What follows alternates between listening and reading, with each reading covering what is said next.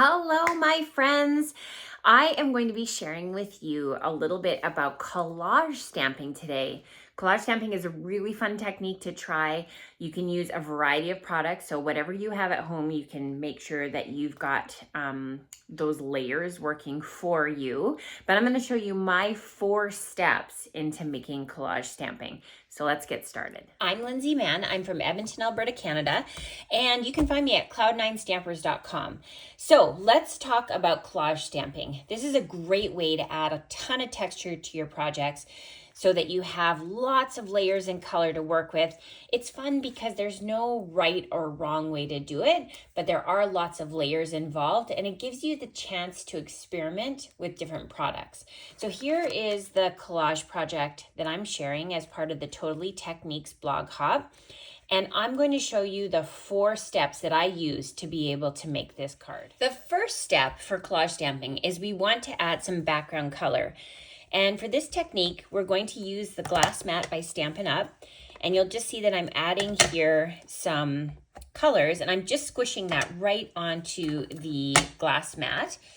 I'm bringing in a 4-inch by 5 1/4 sheet of basic white cardstock, and we will be cutting this one down, but I like to leave it a little bit bigger, and that allows us to have some wiggle room if we want to trim it down at all. I'm using some rubbing alcohol, and I'm just really saturating that ink so that we have a nice puddle to stick our paper into. So now I'm just going to pick up the ink, and you'll see we've got all sorts of color being added to our basic white, and you can just kind of move the paper around to get the colors that you want.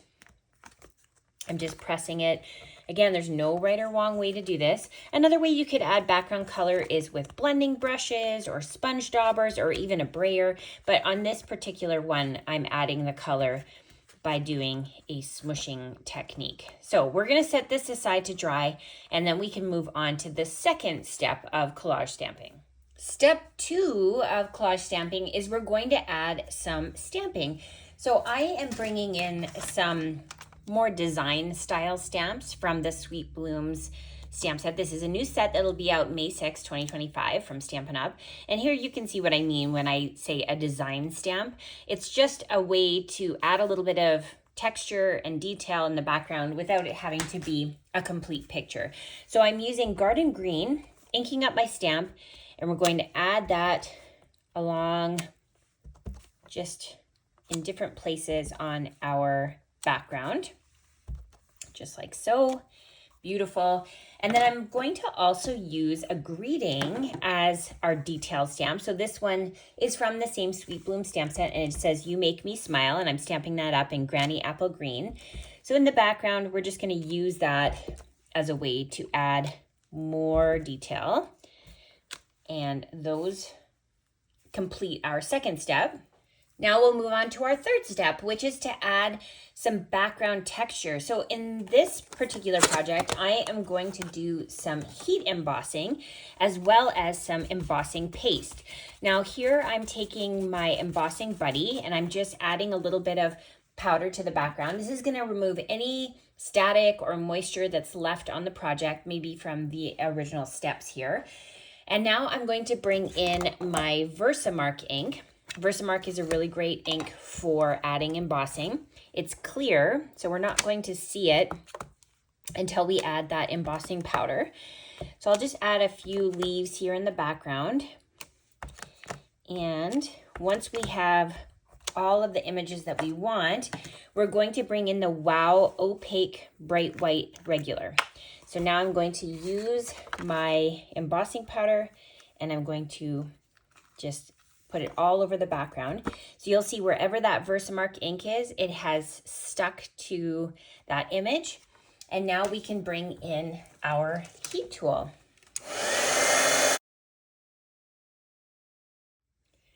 So you'll see once it's embossed, it melts the embossing powder, so it's all nice and shiny, and that's how you know the embossing is complete. Now our next step is we're going to use some embossing paste and a homemade stencil. So this was done with this leaf die, And I've just got here a little stencil made with basic white cardstock. And here you can see is the embossing paste. I like to leave the tinfoil topper on it. It just helps to maintain that extra goopy embossing paste, which is much easier to use. And we're going to throw the lid back on. It does dry really quickly, so I do like to protect the paste while I'm working. So I'm going to use this stencil to just add that paste to the background. So we're just going to use our palette knife and spread that around, remove any of the excess here, and then we'll move that and throw it down on another spot on the card. So you'll see two different ways to add texture on this project. You just have to be careful as we're laying it down here, not to mess up the other ones. Okay, and I think I'll do one more right here over top like that. So now we'll set this aside to dry and let that embossing paste work its magic. And in the meantime, I'm going to go clean this off, because if we leave the paste on our tools, it is definitely going to harden and we won't be able to use it the way we want to. So I'll go clean that in between while we dry. So the fourth and final step of collage stamping is to create a central image. And I've brought in one of our new embossing folders. This is called the Glass and Gardens Embossing Folders. Again, comes out May 6th. And I just went through and put a granny apple green strip of cardstock, just a 1-inch strip through there. So if you look, you can see that beautiful texture that's been created.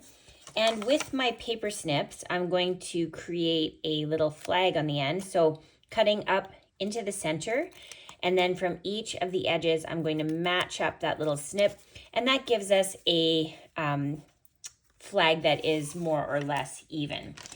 Now, I also wanted to bring in from the Sweet Blooms dies these great words. So the word is lovely, and it coordinates with the stamps in that set. And you'll see that there's two different layers that you can die cut. So I have the more bold layer and then the lighter layer, and we are going to use our glue to be able to adhere those together. If you have adhesive sheets at home, those also work really nicely for that. And we're just going to add just a conservative amount of glue here to be able to adhere that down.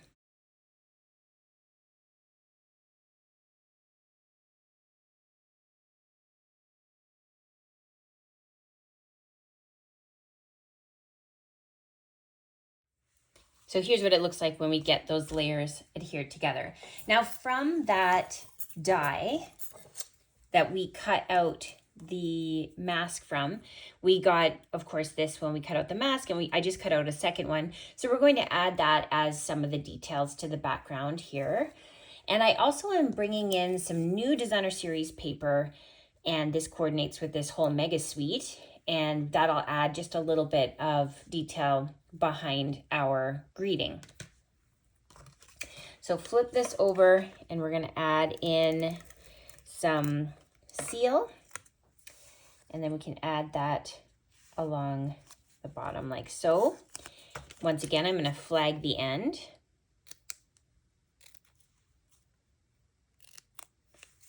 Beautiful. And then we can bring this in and start to build our scene. Now I'm going to add some of my leaves that we've added. So this is going to go on the back like that. And then we have another one that's going to go here.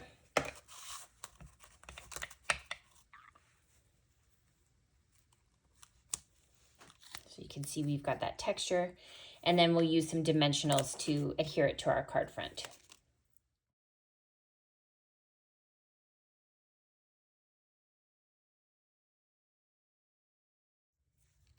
So now we can add that onto the front, and we'll just trim off any excess here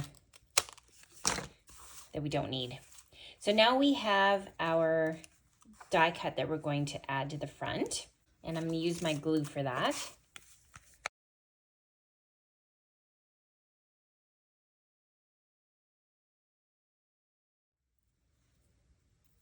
And we'll just throw that on the front like so.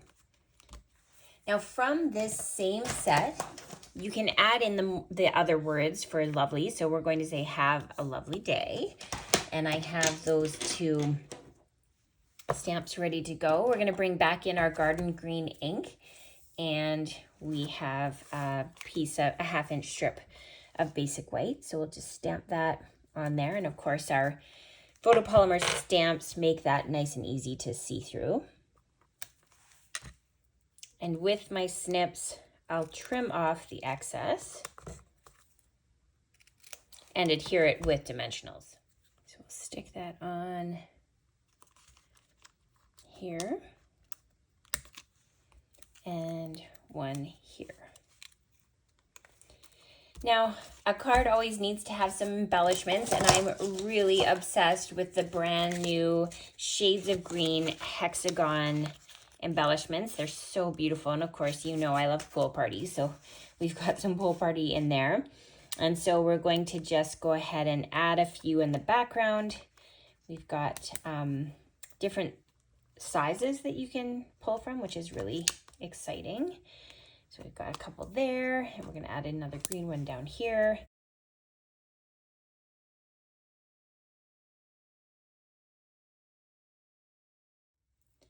And once we've got it completed, we're going to bring in the finished one. You can see that I've matted it with garden green and crumb cake, and then you can really substitute in any stamp set or dies to do these 4 steps. I hope you'll give collage stamping a try, and be sure to hop along on cloud9stampers.com to see other projects made with this amazing technique. Have fun crafting.